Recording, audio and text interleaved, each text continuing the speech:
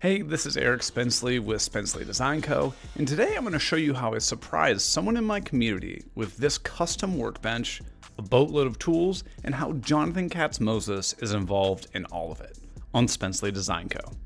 This video is sponsored by NorthOne.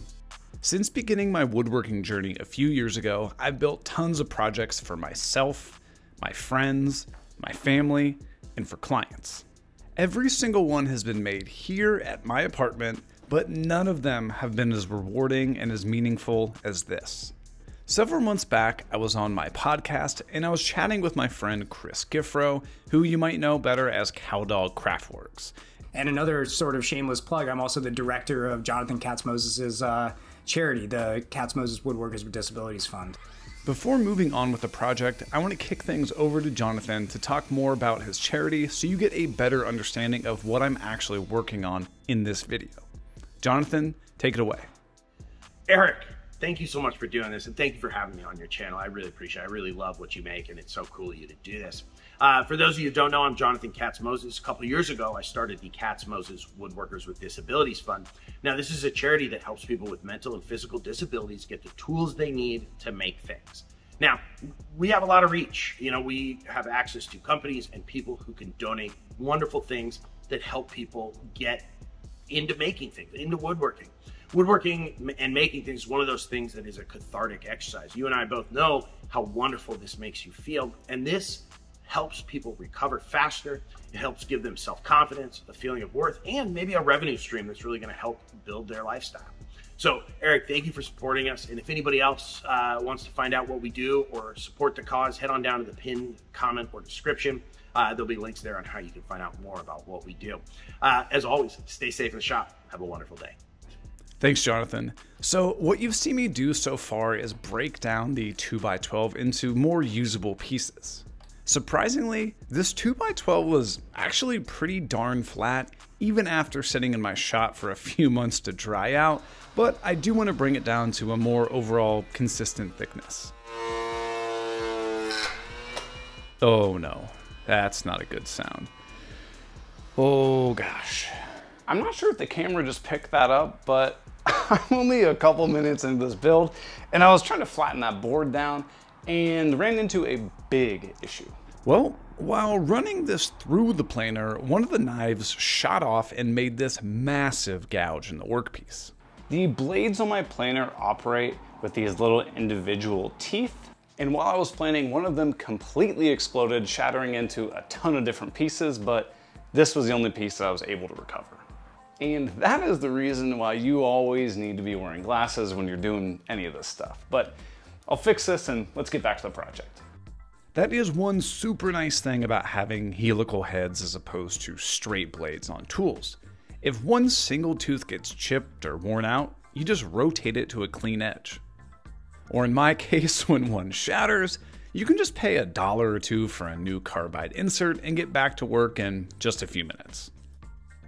I truly don't know exactly what happened. Maybe the insert was tightened down too hard and caused the carbide to shear, or maybe this high quality lumber that big box store sells.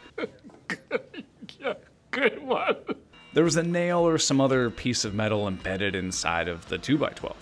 I'm not exactly sure, but at least that only set me back a few minutes. I didn't get hurt, and I can get back to work on this super important project. I'm going to leave a link to the step-by-step plans for this project down below. And know that if you do pick up those plans, all of the proceeds go directly towards the Katz-Moses Woodworkers with Disabilities Fund, so I profit absolutely nothing from that whatsoever. The first piece of the workbench that I'm going to start working on is the top of the bench. Because construction lumber always comes with rounded edges, and I need to have flat edges to actually do my joinery, I'll just quickly rip off those rounded edges on the table saw. So right now the bench top is nowhere close to being finished. However, I'm going to shift my attention to making those legs just because there are some details on here that'll be much easier to handle once we're a little bit further on in the project. One thing I do want to call out to anyone using pine is that pine is super sappy, and when you make a lot of cuts, you tend to get a ton of buildup of junk and pitch and all kinds of other crap on your blades. Just be aware of this as you are working and take a minute to clean it off your blades if you notice your saw or other tools working really hard to make cuts that are normally really easy. And that's because this happens all the time. After just a few cuts, my Tonka table saw gave up in the middle of the cut, so I had to stop and clean the blade. Don't think that your saw is failing on you. This one is, but that's a story for another day. If you run into problems cutting a lot of pine, it's more than likely just a dirty blade. Because I don't own a miter saw that is anywhere close to being reliable or precise, I make all of my crosscuts with this simple crosscut sled. I'll leave a link in the description for the video and plans that walk you through how I made it. It's super easy and by far the most used table saw jig in my shop.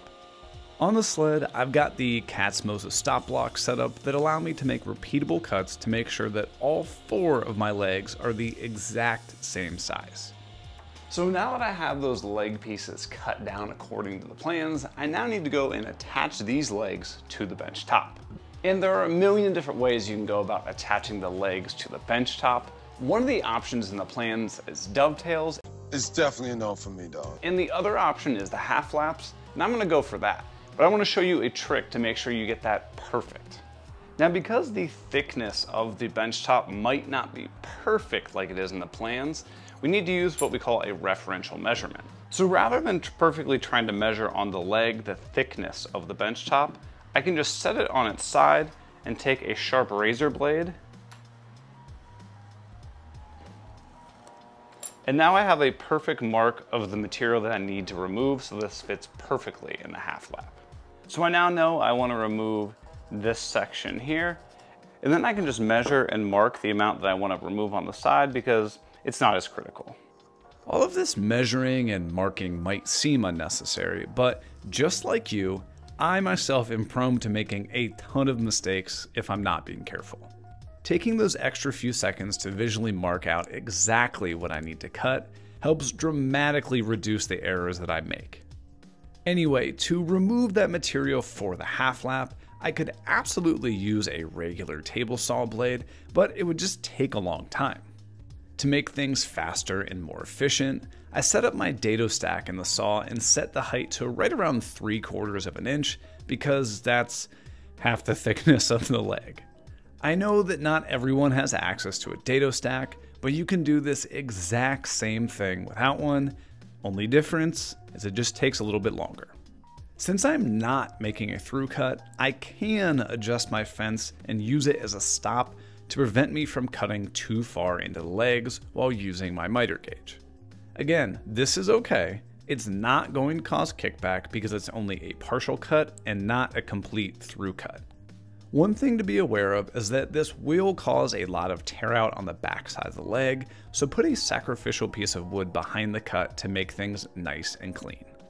Now this might look insanely slow, and this isn't slowed down or anything. This is honestly the fastest I can push a piece through my underpowered table saw. No matter what tools you have, there are always limitations to your setup and workarounds that you have to deal with.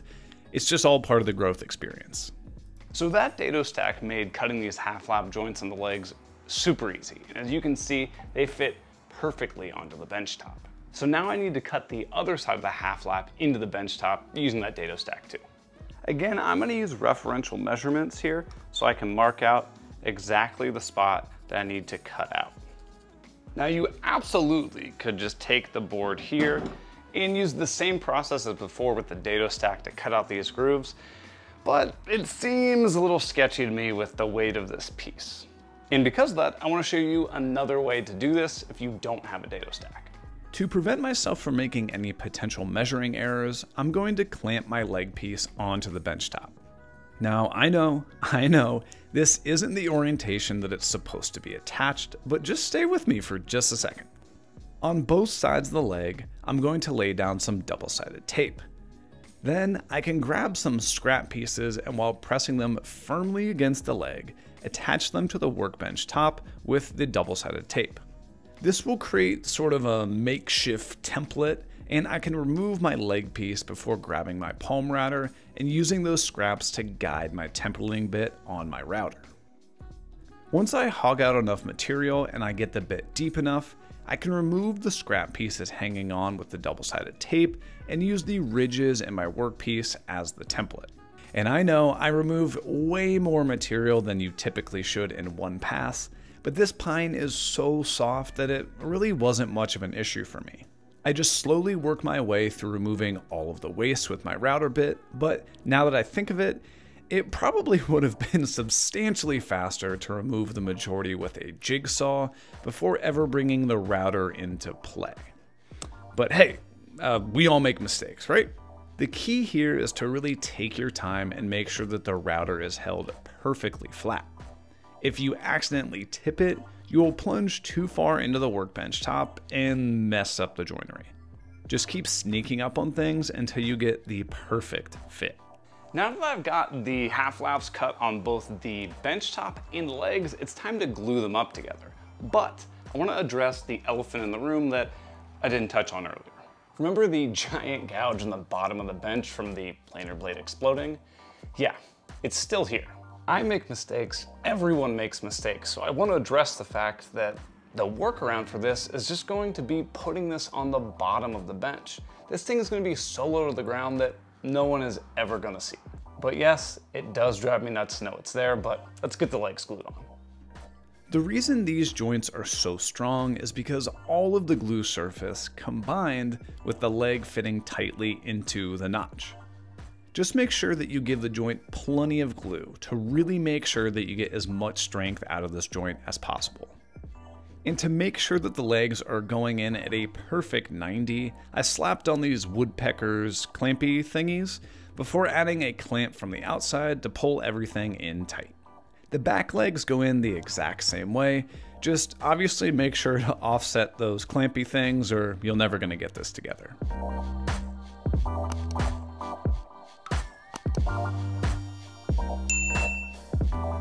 The half flap joints between the legs and the bench top are definitely going to be super strong, but woodworkers like to over-engineer and overcomplicate things, so I'm going to reinforce those joints with some wooden dowels. But do you know what you shouldn't overcomplicate? Your banking. NorthOne is an online business banking and financial management platform designed to help American small businesses, like mine, take control of their cash flow. You do not want to deal with standing in line behind smelly, weird people at the bank. And with NorthOne, you can send ACH wire payments, make deposits, set aside budgets, and more with just your phone or computer. Do you still live in the Stone Age and use hand tools and cash? No problemo. You can also withdraw cash at over 2 million plus ATM locations. One of the first things I strongly urge anyone starting their small business to do is consider setting up a separate business banking account. This will prevent mistakes in your record keeping and also help protect you by limiting personal liability. NorthOne also easily integrates with all my favorite platforms like QuickBooks, Stripe, PayPal, Shopify, and more. Best of all, it only takes 3 minutes to apply for a business account with NorthOne, and you'll get both a physical and digital card to take care of purchases and payments for your business needs. Plus, the average person saves $180 per month with NorthOne, making it more affordable than traditional banks, and their customer service not only is able to give technical support, but they're also trained to offer high-level business financial guidance too, like how to plan for your taxes. NorthOne customers only pay a flat fee of $10 per month, and there are no hidden fees for things like ACH transfers, overdrafts, and deposits at over 80,000 locations. My favorite feature of NorthOne is the automatic budgeting tool called Envelopes, because it makes planning for upcoming expenses like buying new tools a breeze by setting portions of my income aside to give me a clear view of my cash flow. If you want to try out NorthOne to easily manage your business finance needs, use my link below to automatically get a $10 credit for your first month when you open and fund an account. All right, let's get back to that workbench. This is 100% not required, But I'm thinking if you've got 200 pounds of body weight sitting on here, in addition to the rocking back and forth while trying to make cuts, you're probably going to stress these joints a lot. And rather than have this workbench fail over time, I want it to be as solid as possible for the individual that I'm building this for. So the dowels are a quick and easy insurance policy. Because of my OCD, I made sure to mark out perfectly symmetrical spots where I'm going to insert the dowels, and to make sure that my drill stays exactly on those marks, I chucked up a brad point bit to get a much more accurate hole.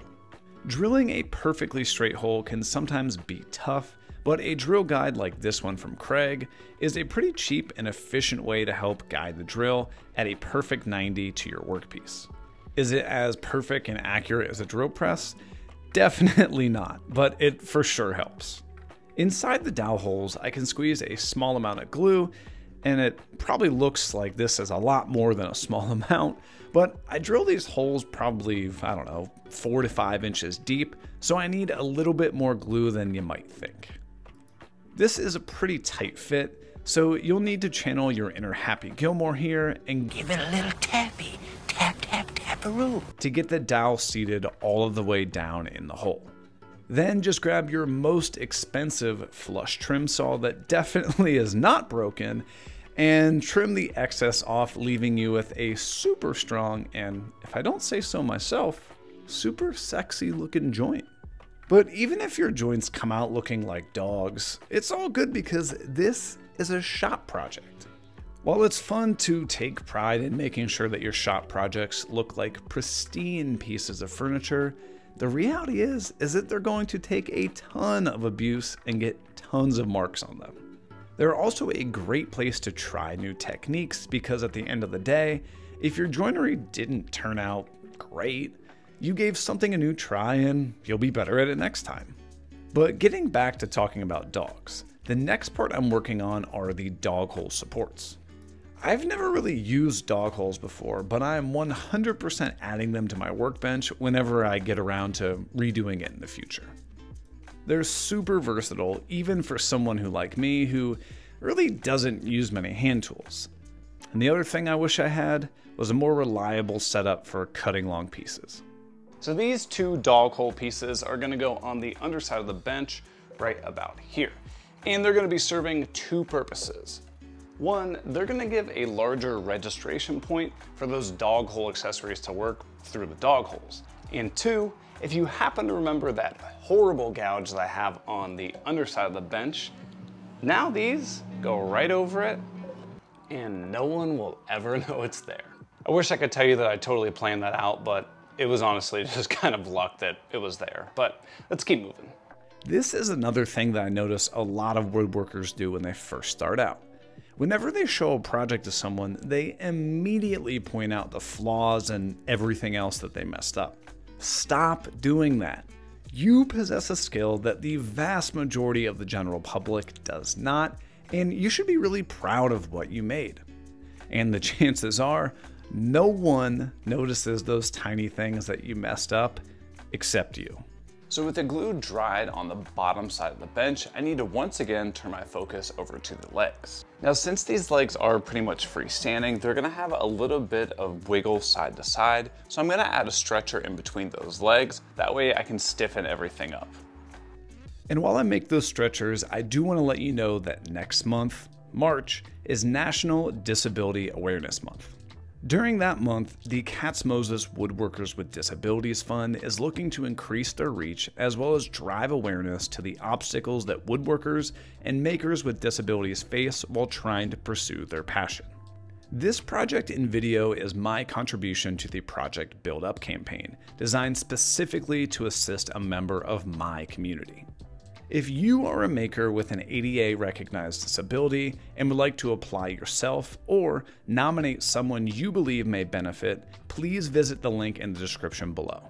And for any other questions or further inquiry, please reach out to Director Chris Giffro at chris.giffro@kmtools.com. To attach these stretchers between the legs, I'm utilizing that referential templating method thing that I showed earlier, but this time, instead of using double-sided tape, I'm going to use painter's tape and CA glue just to show another strategy. And if you want to pick up some of the stuff for yourself, there's a link in the description below as well as a discount code for you. With the top piece attached, I can wedge a scrap between the second piece to ensure that my stretcher will be super tight like a tiger. And for the rough visual, this is the area that I'm looking to remove. If you recall from a couple minutes ago, on the bench top, I had to remove quite a bit of material with my router, but I learned from my mistake last time and figured maybe using a multi-tool to remove some of the excess might be a decent idea. Maybe it's my lack of skill with the multi-tool, but this ended up causing more problems than it was helping, so I went back to just removing the bulk with my router. I'm sure people in the comments will tell me how I'm the biggest idiot in the world for not thinking of a better way to do this, but this way worked just fine. There is always another way to do something in woodworking, so as long as you get it done, that's a good method. However you go about cutting the joinery, you want it to work out to be a nice tight fit, but I'm also going to reinforce this with dowels because remember, woodworkers love to over-engineer things. To mark a perfectly centered hole here, I connected the corners with diagonal lines. Then it's back to drilling out the hole for the dowel, again making sure that that drill stays perfectly at 90 with the workpiece. Then I can insert a touch of glue before spreading it around and giving the dowel some good taps before cutting off the excess again with that broken saw. I really need to replace that. All right, so with the bottom stretchers in that are gonna tie the legs moving side to side, there is one last final piece that I need to add to this, and that's gonna be a larger shelf at the bottom that's also going to help prevent these legs from spreading out. Not that they will, but I think it'll be a nice feature. You can set tools and stuff down on there. So let's get that cut and added in. While I cut down the stretcher, I wanted to remind you to check out my podcast, Off the Cut, that I do every week with my friend Zach from Zach Builds. Every week we get together to talk about what's going on in woodworking, content creation, and answer all of your questions. There is absolutely nothing that's off limits there. We will talk about exactly how to work with sponsors, how much they pay, how to get your business moving, and debate popular woodworking topics and trends. So if that sounds interesting, give it a listen on your favorite streaming platform or check out the link in the description below. This stretcher is a little different. And what I mean by that is that when I cross-cut it to length, I really didn't bother to be accurate at all with that cut. I know that seems crazy, but hang out for just a second. This stretcher is also going to be attached with some joinery similar to before, but if I'm being honest, I really don't know what the exact name of this is. All I care about with the joinery is that the inside portion fits perfectly and the board fits into the space between the two legs. And now that the bottom shelf is attached to the underside of the workbench, I want to show you a pro tip. So instead of trying to get the joinery on this board just absolutely perfect, make it way easier on yourself. Leave this board long and then have a little bit of an overhang. Then, once it's all together, you can just cut off the excess. Makes things a lot simpler. Then just grab a small flush trim bit for your palm router and remove the excess material. Hopefully that tip helps because I'm all about working smarter, not harder. And I know what you're thinking here. Eric, are you gonna put dowels in there?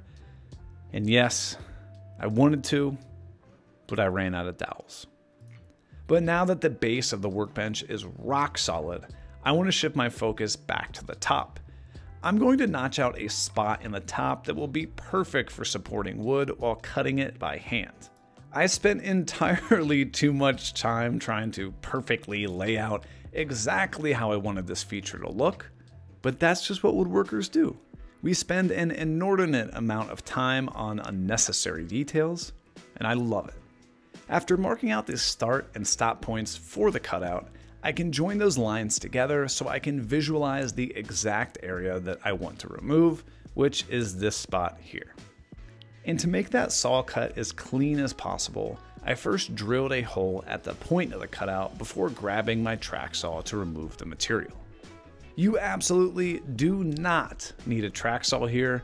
You could very easily do the exact same thing with a jigsaw, and honestly, it probably would have been a lot easier.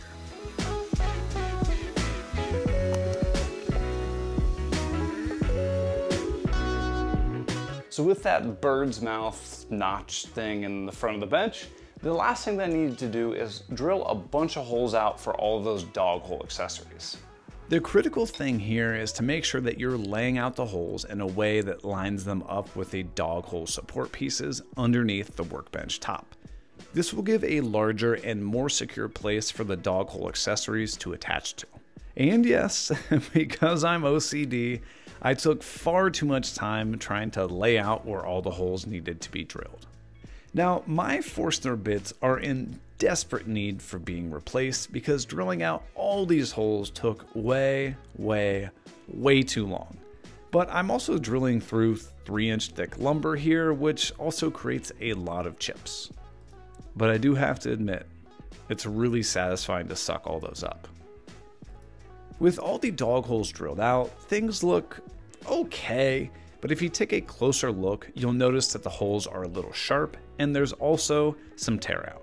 No need to fear, a quick pass with a roundover bit in the router is all that I need to get those holes cleaned up and smooth for easy entry.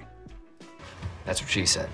Real quick, I just want to ask that if you're getting any value, any entertainment out of this video, consider hitting that subscribe button down below. A couple weeks ago, I just hit that 100,000 subscriber mark, and I can't say thank you enough, but only about 11% of the people who watch are subscribed.